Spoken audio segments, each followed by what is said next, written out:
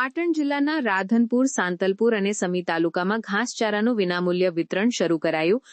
ભારે વરસાદ બાદ પશુના ઘાસચારાની સર્જાઈ હતી અછત। રાધનપુર, સાંતલપુર, સમી તાલુકામાં મંત્રીના નિરીક્ષણ બાદ 500 ટ્રક ઘાસ ફાળવવામાં આવ્યું। રાધનપુરના ધારાસભ્ય લવિંગજી ઠાકોર, મામલતદાર, વન વિભાગ, તાલુકા પ્રમુખ દ્વારા લીલી ઝંડી આપી ટ્રકો ગામોમાં મોકલાઈ। 50 ગાડી આવતા દરેક ગામડે રવાના કરાવાઈ।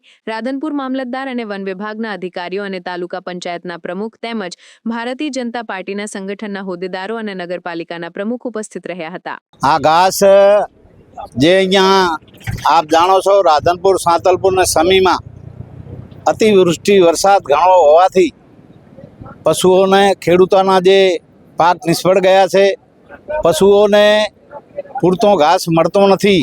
એટલા માટે મેં માનનીય મુખ્યમંત્રીને રજૂઆત કરેલી। રાજ્ય સરકાર દ્વારા આજે જે આપની સમક્ષ આપના દ્વારા આ દરેક ખેડૂતોને જણાવવા માગીએ છીએ, પશુપાલકોને જણાવવા માગીએ છીએ કે આજે 50 ટ્રકો એ ઘાસની ભરીને અહીંયા રાધનપુરમાં જ તાલુકામાં આવી છે।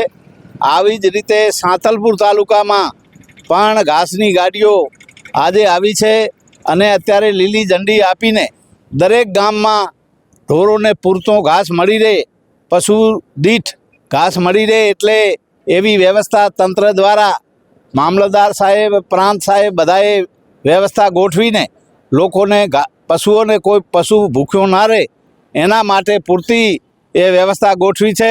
એટલે હું આ તબક્કે રાજ્ય સરકારનો અને ખૂબ હૃદયથી આભાર માનું અને અત્યારે ઘાસની ગાડીઓ ગામડામાં રવાના કરી છે, જે દરેક ગામમાં જઈને એ પશુઓને પૂરતો ઘાસ મળી રહે એવી તંત્રએ એ સુવિધા ગોઠવી છે। ખૂબ સરસ વાત। આ ઘાસની કોઈ કિંમત લેવામાં આવશે? આ ઘાસની કિંમત લેવામાં નથી આવવાની, કારણ કે રાજ્ય સરકારે, માન્ય મુખ્યમંત્રીએ આ વાત ત્યાંથી ગાડીઓ રવાના કરી છે અને કોઈ એ પશુ પાસેથી 1 રૂપિયો પણ લેવાનો નથી। દરેક પશુઓને ફ્રીમાં ઘાસ આપવાનું છે અને પૂરતા પ્રમાણમાં મળી રહે એવા અમારા ખાસ ધારાસભ્ય તરીકે અને તંત્રએ પ્રયાસો કર્યા છે।